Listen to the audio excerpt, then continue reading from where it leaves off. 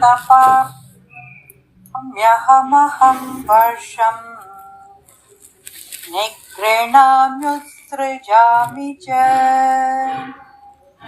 अमृतं चैव मृत्युश्च సదసచ్చాహమర్జున. నేను సూర్యుని రూపంలో వేడిమిని ప్రసరిస్తాను మరియు నేనే వర్షమవుతాను, కురిపిస్తాను. నేనే అమరత్వమును మరియు నేనే మృత్యు రూపంలో వస్తాను. ఓ అర్జున, నేనే ఆత్మను, నేనే పరమార్థమును కూడా. భగవంతుడు మొదట ఈ విశ్వంను సృష్టించినప్పుడు ఆయన మొట్టమొదట బ్రాహ్మణుని సృష్టించి ఆయనకే తదుపరి సృష్టి చేయటం అప్పగించాడు అని పురాణాలు పేర్కొంటున్నాయి. ఈ సూక్ష్మమైన ప్రాకృతిక శక్తి నుండి సమస్త భౌతిక పదార్థములను, జీవరాశులను సృష్టించే పని ఎలా చేయాలా అని బ్రహ్మగారు అయోమయానికి గురయ్యాడు. ఆ తరువాత భగవంతుడు అతనికి జ్ఞానాన్ని తెలియజేశాడు. దానిచే చతుశ్లోకి భాగవతము అంటే 4 శ్లోకముల భాగవతము అంటారు.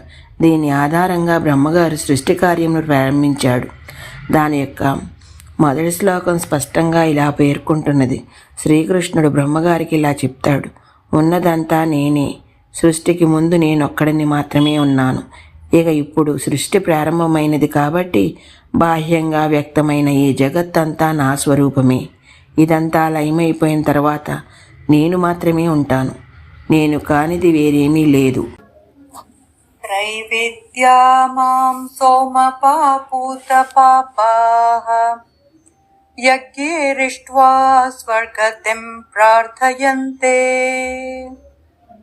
తే పుణ్యమాసాద్య సురేంద్రలోకం అశ్నంతి దివ్యాన్ దివి దేవ భోగాన్. వేదముల్లో చెప్పబడిన సకామ కర్మకాండల పట్ల మొగ్గు చూపేవారు నన్ను యజ్ఞయాగాదులు చేసి పూజిస్తారు. యజ్ఞశేషమైన సోమరసం పానం చేయటం ద్వారా పాపాలన్నీ పోయి పవిత్రులై వీరు స్వర్గలోకాలకు పోవటానికి ఆశిస్తారు. వారి పుణ్యకర్మల ఫలంగా వారు స్వర్గాధిపతి అయిన ఇంద్రుని లోకానికి వెళ్తారు మరియు దేవతల విలాస భోగాలన్నీ అనుభవిస్తారు. అలాంటి వారు ఎదుర్కొనే పరిణామాలన్నీ చెప్పి ఉన్నాడు. ఆ తరువాత తన యందు ప్రేమయుక్త భక్తితో నిమగ్నమైన మహాత్ముల యొక్క స్వభావాన్ని వివరించాడు.